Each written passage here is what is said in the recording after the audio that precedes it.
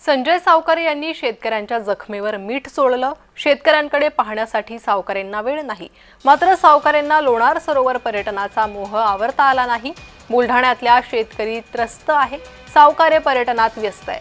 विरोधकांकडून संजय सावकारे यांच्या भूमिकेचा निषेध करण्यात आलाय।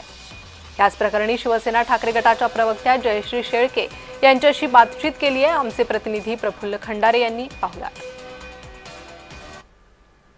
बुलढाणा जिल्ह्यामध्ये गेल्या काही दिवसापासून पावसाने अक्षरशः हाहाकार माजवला। तब्बल 2,64,000 हेक्टरवर शेती पिकाची या ठिकाणी नुकसान झालेले आणि असं असताना मंत्री पालकमंत्री जे आहेत, सहपालकमंत्री आहे, ते बुलढाण्यात फिरकत नसल्याने शेतकऱ्यांचा संताप पाहायला मिळत होता। काल सहपालकमंत्री संजय सावकारे बुलढाण्यातील अतिवृष्टीग्रस्त भागात आले खरे, मात्र हे अतिवृष्टीग्रस्त भागानंतर त्यांनी लोणार सरोवराचे पर्यटन देखील केले। त्यामुळे काही फोटो समोर आले, त्यामुळे संताप व्यक्त केला जातोय। शिवसेनेच्या प्रवक्ते आपल्यासोबत आहे। ताई, सहपालकमंत्री संजय सावकारे बुलढाणा जिल्ह्यात शेतकऱ्यांच्या अश्रू पुसण्याऐवजी लोणार सरोवराचं पर्यटन करताना पाहायला मिळतात, काय सांगाल?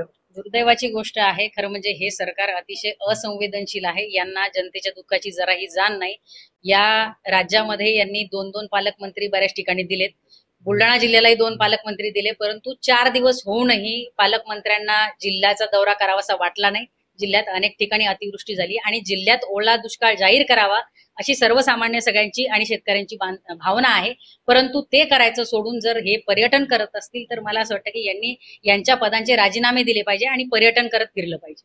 आज खरं म्हणजे कर्जमाफी जाहीर करण्याची अत्यंत योग्य वेळ आहे आणि आज ती गरज आहे। आज जर कर्जमाफी जाहीर झाली नाही तर या राज्यातला शेतकरी हा त्या ठिकाणी निस्तनाबूत झाल्याशिवाय राहणार नाही।